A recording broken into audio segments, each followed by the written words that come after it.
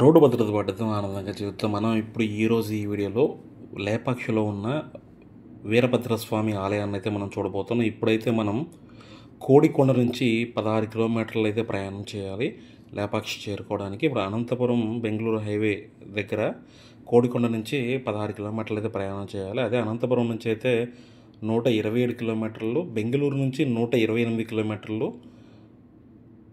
విజయవాడ నుంచి 556 కిలోమీటర్లు అయితే ప్రయాణం చేయాలి లేపాక్షి చేరుకోవడానికి.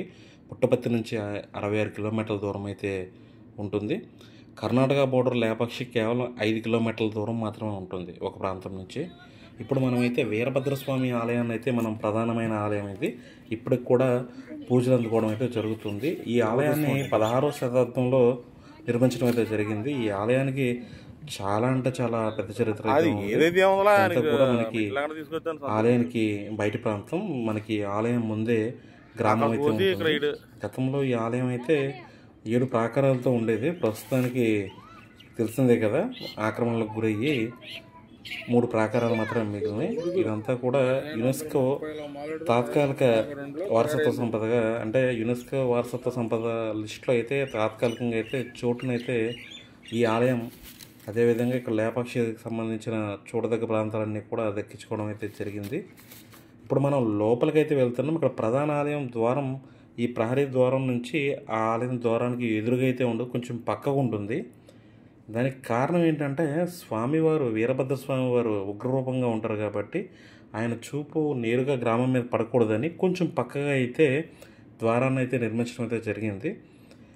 ఈ వీడియోలో పక్కన మా కుటుంబ సభ్యుల వాయిస్ అయితే వినిపిస్తూ ఉంటుంది. కారణం ఏంటంటే, ఇది చాలా అంటే చాలా అత్యద్భుతమైన ఒక ప్రాంతం. ఈ ప్రాంతంలోకి వెళ్ళినప్పుడు మేము ఏం మాటలు మాట్లాడుకున్నామా అనేది గుర్తుండాలి, ఒక జ్ఞాపకంగా మిగలాలన్న ఉద్దేశంతో ఆ మాటలను అయితే కొంచెం సౌండ్ తగ్గించి అయితే వీడియోలో అయితే పెట్టడం అయితే జరిగింది. మా కుటుంబ సభ్యులు ఆ సందర్భంలో ఏం మాట్లాడారు ఏంటనేది, నా భార్య, నా పెద్ద కొడుకు, వెనకాలైతే మా నాన్నగారు, మా చిన్న అబ్బాయి, మా మామగారు వస్తున్నారు.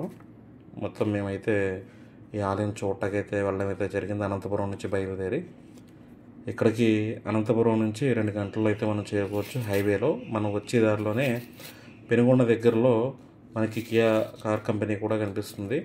ఇప్పుడు ఈ ప్రాకారంలో అయితే ఇక్కడ ఫెన్సింగ్ లాగా వేసి ఉన్న ప్రాంతం అయితే ఆ రాతి బండల మీద కన్నల్లో గట్ట శాసనాలు అయితే ఉన్నాయి. దాని గురించి వాటిని కాపాడటం కోసం, ఎందుకంటే అందరూ చేస్తారు కదా, అలా కాకుండా వాటిని కాపాడాలి అన్న ఉద్దేశంలో అయితే ఆ రాతి శాసనాల కోసం అక్కడ ప్రత్యేకంగా ఫెన్సింగ్ అయితే వేయడం జరిగింది. మనం చూసుకుంటే ఈ పాయింట్ నుంచి, అంటే మనం ఎంటర్ అయింది ఈ పాయింట్ నుంచి అయితే ఎంటర్ అయ్యాము. అంటే ఇప్పుడు మనం పక్క నుంచి పార్కింగ్ ఇవ్వడం అయితే జరిగింది. ఆ పక్క నుంచి మనం వచ్చి కొంచెం ముందు వైపుకి వెళ్ళి లోపలికైతే ఎంటర్ అయ్యాము. గుడి ప్రాకారం అయితే చాలా అద్భుతంగా, అలాగే చాలా అంటే చాలా అద్భుతంగా ఉంటుంది. మన జీవితంలో ఒక మంచి సందర్శన ప్రాంతంగా మనం చెప్పుకోవచ్చు. 108 శైవక్షేత్రాల్లో లేపాక్షి కూడా ఒకటి. ఇక్కడికి మనం కొంచెం సమయాన్ని ఎక్కువ కేటాయించుకోవాలి. సాధారణంగా మనం ఆలయాలకు వెళ్ళినప్పుడు ఏం చేస్తామంటే, వెళ్ళామా, దర్శనం చేసుకున్నామా, దండం పెట్టుకున్నామా అన్న టైప్లో అయితే ఉంటుంది. కానీ ఇక్కడ అయితే చాలా అద్భుతమైన శిల్ప సంపద, అదేవిధంగా వివిధ రంగులతో అలంకరించిన కలంకారీ అలంకరణతో చిత్రాలు, ఇవన్నీ కూడా చాలా అంటే చాలా అద్భుతంగా ఉంటాయి. ఒక మాటలో చెప్పాలి అంటే కుదరని పని ఇది. ఇదైతే మళ్ళీ వెనక వైపు నుంచి ఇక్కడ మనం చూస్తే, ఇక్కడ నిర్మాణం అనేది ఇప్పుడు దాకా మనకు ప్రహరీ వచ్చింది, ఇక్కడ నిర్మాణం అనేది ఆగిపోవడం అయితే జరిగింది. దానికి కారణం ఏంటంటే, గుడి నిర్మించిన క్రమంలో ఒక చరిత్ర అయితే ఉంది. ఆలయం నిర్మించిన విరూపన్న ప్రభుత్వ ధనం వాడినప్పుడు శిక్ష కింద రాజు వేస్తాడన్న ఉద్దేశంతో ఇక్కడ ఎరుపు రంగులో మనకు కనిపిస్తున్నాయి కదా, అవి ఆయన తన కనుగుడ్లు తీయించుకుని గోడ కొట్టించుకోవడం అయితే జరిగింది. ఎందుకంటే రాయలవారి ఆస్థానం నుంచి కబురు అయితే రావడం, తాకీదు అయితే వస్తుంది, నువ్వు రావాలని చెప్పని, అక్కడికి వెళ్తే ఇస్తాడని చెప్పని. కళ్యాణ మండపం ఇక్కడ మనకి అసంపూర్ణంగా మిగిలిపోయింది కళ్యాణ మండపం. ఈ కళ్యాణ మండపానికి ఎదురుగా ఉన్న గోడకైతే తన కనుగుడ్లు తీసి విసిరేయించడం అయితే జరిగింది. అంటే అక్కడికి వెళ్తే ప్రభుత్వ ధనాన్ని ఉపయోగించినందుకు గాను రాజు ఆ శిక్ష వేస్తాడని చెప్పని ఆయనే ఆ శిక్షను అమలు జరుపుకోవడం అయితే జరిగింది. ఈ ఆలయం మొత్తం అంతా కూడా శిల్పకళకి అదేవిధంగా చిత్రకళకి ఒక నిదర్శనంగా మనం చెప్పవచ్చు. ఈ ఆలయాన్ని మన జీవితంలో ఒక్కసారైనా సందర్శించుకోవాలి. ఎందుకంటే మన సంస్కృతి సాంప్రదాయాలకు సంబంధించిన అనేకమైన సమాచారం ఇక్కడ శిల్పాల రూపంలో, అదేవిధంగా గతంలో ఉండేవాళ్ళు ఏ విధంగా ఉండేవాళ్ళు అనే దాని గురించి కూడా ఇక్కడైతే అనేకమైన సమాచారం అయితే మనకు దొరుకుతుంది. ఈ ఆలయం అంతా కూడా చాలా పెద్ద స్థాయిలో విస్తరించి ఉండడం జరుగుతుంది. ఈ ఆలయం ఉన్న కొండ ఏదైతే ఉందో ఆ కొండని కూర్మశైలం అంటారు. ఇప్పుడు మనం చూస్తుంది సీతమ్మవారి పాదం అని చెప్పని అంటారు. సీతమ్మవారి పాదం ఇక్కడ మోపారి అని చెప్పని అంటారు. ఇక్కడ ఈ పాదంలో ఎప్పుడు కూడా నీటి ధార వస్తూనే ఉంటుంది. మనం ఎంత తీసినా కూడా అది వస్తూనే ఉంటుంది. అమ్మవారి పాదానికి ముందైతే ఇక్కడ ఆంజనేయ స్వామి విగ్రహం అయితే ఒక మండపంలో అయితే ప్రతిష్ఠించబడి ఉంటుంది. ఇదంతా కూడా మనం చూస్తున్నవన్నీ కూడా రాతి పల్లాలు. పూర్వం ఇక్కడ పనిచేస్తున్న కార్మికులు ఈ రాతి పల్లాల్లోనే భోజనం అనేది చేసేవారు అన్నమాట.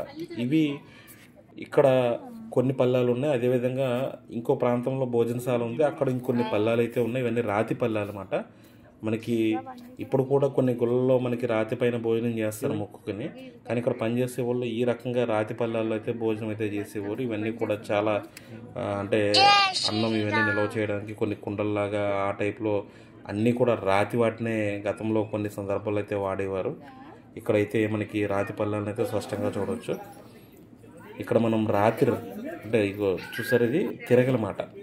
రాతిది తిరగలది పెద్దది, అంటే దాన్ని తిప్పాలంటే అప్పుడు మనుషులకి ఉన్న కెపాసిటీ మన వాళ్ళకి అయితే ఇప్పుడు లేదు. ఇది రాతి తిరగలు. ఇది ఆలయం బయట అయితే ఉంటుంది. ఇదంతా కూడా చాలా అద్భుతమైన విషయాలు మనం అయితే ఈ ఆలయంలో తెలుసుకోవచ్చు. ఇది శాంపుల్ మాత్రమే. మనం లోపలికి వెళ్తే ఇంకా మరిన్ని విషయాలు మనం పూర్తిగా ఈ వీడియో మనం చూడగలిగితే, నేను ఇక్కడ ఉన్న సమాచారం దాంట్లో కేవలం జస్ట్ 1%, 2% మాత్రమే చెప్తున్నాను. ఎందుకంటే ఒక వీడియోలో చెప్పేంత మన ఇదైతే ఏం కాదు. చాలా అంటే చాలా సమాచారం ఉంటుంది. ఇక్కడ మనకి ఆలయం ప్రధాన ద్వారంకి కుడివైపున వినాయకుడి విగ్రహం అయితే ఉంటుంది. చాలా అంటే చాలా అద్భుతంగా అయితే ఆలయం మొత్తం అంతా కూడా శిల్పమే. మొత్తం అంటే సూపర్ ఉంటుంది. ఒక మాటలు అయితే చెప్పలేమన్నమాట. ఇప్పుడు లోపలికి వెళ్తే ఇంకా మరిన్ని విషయాలు అయితే ఉన్నాయి. ఇక్కడ మనం బయట అయితే చూస్తాం ప్రజెంట్. ఆ ప్రాకారం అంతా కూడా తిరిగి చూస్తాం. ఇప్పుడు మనం సగం మాత్రమే చూస్తాం. ఇక్కడ వీరభద్రస్వామిని అయితే మనం దర్శించుకోవచ్చు. తీయకూడదు అనుకున్నాను, కానీ మనసుకి ఇంకా తీయాలనిపించి అయితే తీయడం అయితే జరిగింది. ఇక్కడ మనం పైకప్పులో అజంతా తర్వాత ఈ రకంగా పెద్ద స్థాయిలో పైకప్పు మీద నలుపు, ఎరుపు, ఆకుపచ్చన, పసుపు రంగులతో చిత్రాలు వేయడం అనేది అజంతా తర్వాత ఇక్కడ పెద్ద ఎత్తున అయితే జరిగినాయి. ఇక్కడ మనం చూసుకుంటే ప్రతి స్తంభం మీద కూడా వీరభద్రస్వామి ఆలయంలోకి వెళ్ళే ముందు ఉన్న మండపంలో అయితే పెద్ద స్థాయిలో అయితే మనకి స్తంభాల మీద చిత్రాలు అయితే శిల్పాలు అయితే చెక్కడం అయితే జరిగింది. ఇంకా తులసి కోట కూడా రాతి తులసి కోట కూడా మనం ఇక్కడ ఇంతకు ముందే మనం చూసాము. ఇదంతా కూడా నిలిచిపోయిన కళ్యాణ మండపం అన్నమాట. అది మనకు దూరంగా కనిపిస్తుంది. ఇక్కడ వీరభద్రస్వామి ఆలయంతో పాటు ఇతర ఉపాలయాలు కూడా ఉంటాయి. అవన్నీ కూడా ప్రతిదీ కూడా చాలా అంటే చాలా అద్భుతంగా ఉంటుంది. ఇక్కడ ఈ మండపంలో మనం చూస్తున్నవన్నీ కూడా ఇవేవైతే మనం ఇవన్నీ చూస్తున్నాం కదా, ఇవన్నిటి కూడా ప్రతి ఒక స్తంభం మీద కూడా ఒక శిల్పం చెక్కు ఉంటుంది. మీకు అంటే ఉదాహరణ ఒకటైతే చూపిస్తాను నేను ఇక్కడ. అంటే ఒక స్త్రీ బొట్టు ఏ రకంగా పెట్టుకోవాలి, అంటే మామూలుగా మనం ముందు నుంచి పెట్టుకుంటాం కదా, కానీ స్త్రీ వచ్చినప్పుడు పైనుంచి పెట్టుకోవాలి. ఒక అద్దం చేతితో పట్టుకుని చేతిని ఎలాగా సింధూరం అలంకరించుకుంటున్నారు, అదేవిధంగా మనుషులు ఒక చక్రంగా మరి విన్యాసాలు చేయడం, ఇవన్నీ కూడా చాలా అంటే చాలా అద్భుతంగా ఉంటాయి. ఇక్కడ శిల్ప కళాకారులు అయితే జేనులుగా ఇక్కడ శిల్ప శైలి బట్టి అయితే చెప్పుకోవచ్చు. ఇక్కడ ఇంకో విషయం ఏంటంటే, ఇక్కడ ఒక ఏకశిలపై వినాయకుడు, అదేవిధంగా మనకి శ్రీకాళహస్తి చరిత్ర, ఏనుగు శివుని పూజించడం, కన్నప్ప ఏనుగు అభిషేకం చేయడం, పాము, ఇవన్నీ కూడా ఇక్కడ మనకి శిల్పాలు అయితే పైన అయితే కనిపిస్తాయి. ఇవన్నీ ఇది ఇక్కడ మనం చూడొచ్చు.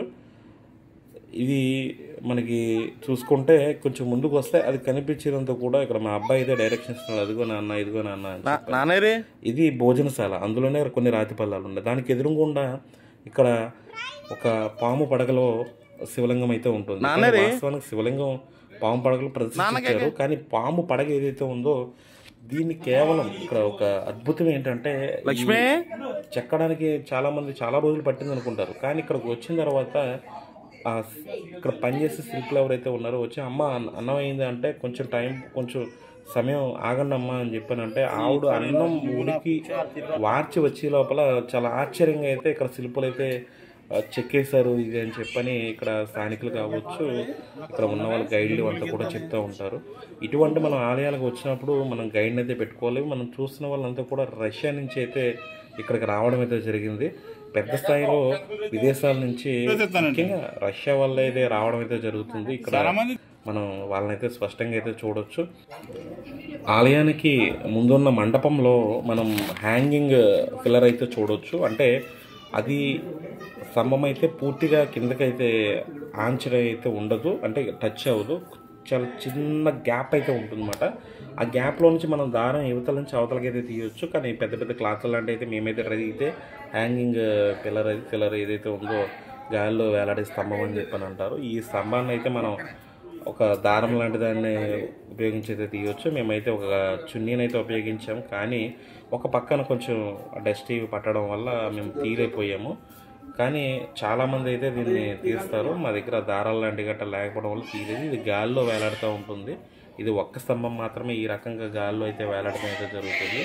ఇది ఒక అద్భుతంగా అయితే ఇక్కడ గైడ్లు అంతా కూడా చెప్తూ ఉంటారు. మన వాస్తవంగా కూడా మనం ప్రయత్నించి అయితే చూడొచ్చు. కానీ నేను ఒక చున్నీ ద్వారా ప్రయత్నించాను, కానీ మేము విఫలమయ్యాం. కారణం ఏంటంటే చున్నీ కొంచెం మందపాటి క్లాత్ అవడం వల్ల మేము చేయలేదు. కానీ ఎక్కువగా అయితే మా ఆవిడ కోపడుతుంది, చున్నీ తిరిగిపోతుందని నేనైతే ఎక్కువ ప్రయత్నం అయితే చేయలేదు. కానీ ఈ పైన మనం చూస్తే ఇందాక మనం అనుకున్నాం కదా అజంతా తర్వాత మాత్రమే ఇక్కడ, అంటే ఇక్కడ ఇవన్నీ కూడా పైన ఆ కళాఖండాలు అంటే చిత్రాలు ఏవైతే ఉన్నాయో ఇవన్నీ కూడా రామాయణం, భారతం, ఇంకా చాలా సమాచారం మన హిందూ సాంప్రదాయానికి సంబంధించిన చాలా సమాచారం అయితే మనకి ఇక్కడ మహాభారతం కావచ్చు, రామాయణం, ఇవన్నీ కూడా హరికథలు, ఇవన్నీ శివతాండవం, ఇవన్నీ కూడా చిత్రాల రూపంలో అయితే మనం చూడొచ్చు. మా అబ్బాయి అయితే నాన్న నేను ఒకటి చూశాను నీకు చూపిస్తాను రా అని చెప్పని అయితే తీసుకెళ్తున్నాడు. మరి అంత ఆసక్తిగా నా కొడుకు తీసుకెళ్తున్నప్పుడు ఏంటా అని చెప్పని నేను వెళ్ళాలి కాబట్టి వెళ్ళాను నేను. ఇప్పుడు మా అబ్బాయి ఏం చూపిస్తాడో చూద్దాం. ఏంటిది? గుహ. ఓ నైస్. నువ్వు చూపించిన గుహ ఇదేనా నాన్న? నువ్వు చూపించాలనుకున్నది ఇదేనా? బాగుందా? ఓకే, ఒకసారి ఉండైతే అక్కడ నీకు ఫోటో దిగుతాను. అక్కడ ఉండైతే అంటే మా అబ్బాయి వచ్చేటప్పుడు ఇంక ఒక గుహను కనుక్కున్నట్టు తన ఎంతో ఆసక్తిగా, అంటే యాక్చువల్లీ నేను ఉన్న ప్లేస్ కదా పక్కన ఉంది, మొత్తం గుడంతా తిప్పి తీసుకుని వచ్చి అన్న ఇది నేను చూశాను నువ్వు చూడని చెప్పని చాలా ఆనందంగా చెప్పాడు. ఇదంతా కూడా మనం ఈ స్తంభాల మీద ప్రతి పాయింట్ని కూడా మనం చూస్తే మనకు ఒక రోజైతే సరిపోదు. ఇక్కడ గైడ్ని పెట్టుకుంటే ఈ ఆలయానికి వచ్చినప్పుడు కొంచెం డబ్బులు ఖర్చైనా చాలా అంటే చాలా బాగుంటుంది. ఇంకా మరెన్నో విషయాలు చెప్పొచ్చు, కానీ సమయం లేదు కనుక కొంతవరకు మాత్రమే చెప్తున్నాను. ఇది అప్పట్లో విజయనగర సామ్రాజ్యం కింద ఉండేది కనుక ఇక్కడ కన్నడలో అయితే కొన్ని ఇప్పుడు కూడా మనకి 5 కిలోమీటర్ల దూరంలోనే కర్ణాటక బోర్డర్ అన్నమాట. కన్నడకు సంబంధించిన శాసనాలు ఇవన్నీ కూడా ఉంటాయి. వాటిని పరిరక్షించడం కోసం ఇక్కడైతే ఫెన్సింగ్ అయితే ఏర్పాటు చేయడం జరిగింది. ఇదంతా కూడా విజయనగర సామ్రాజ్య శిల్పాలకి ప్రతిరూపంగా అయితే మనం ఇక్కడ చెప్పొచ్చు. మరొకసారి ఈ వీడియో అంతా కూడా ఒకసారి తీద్దాం ఒక నిమిషం అని చెప్పని సింపుల్గా అయితే తీయడం అయితే జరిగింది. అద్భుతమైన ఆలయం ఇది. మనకి మన ఆంధ్రప్రదేశ్లో ఉన్న ఆలయాల్ని మనం చాలా వరకు చూడట్లేదు. దానికి కారణం ఏంటంటే తెలియకపోవడం. కానీ ఇటువంటి ఆలయాన్ని మనం కుటుంబంతో సందర్శిస్తే మంచి నాలెడ్జ్ అయితే మనం సంపాదించుకోవచ్చు. మనం చరిత్ర ఎంత గొప్పగా ఉంది అనేది కూడా మనం తెలుసుకోవడానికి అవకాశం ఏర్పడుతుంది. ఇది నేనైతే మీకు చెప్పాలనే ఉద్దేశంతో అయితే నేను కొంచెం సమాచారం సేకరించి మరి మీకైతే చెప్పడం అయితే జరిగింది. ఈ వీడియో మీకు నచ్చుంటే లైక్ చేయండి. అదేవిధంగా మీరు ఇక్కడ లేపాక్షి వస్తే కనుక ఇక్కడ ఒక హోటల్ ఒకటి ఉంది. వాళ్ళు కమిటీకి సంబంధించిన వ్యక్తి, ఆయన అంటే హోటల్ యజమాని. వాళ్ళు మరింత సమాచారం అయితే చెప్తారు. నేను తర్వాత వీడియోలో లేపాక్షిలో ఎక్కడ పక్షి పడింది అనేది కూడా నేను ఒకటి చెప్తాను. ఊరికి ఆ పేరు ఎలా వచ్చిందనేది కూడా తర్వాత వీడియోలో చెప్తాను. రోడ్డు భద్రత పాటితో ఆనందంగా జీవితం.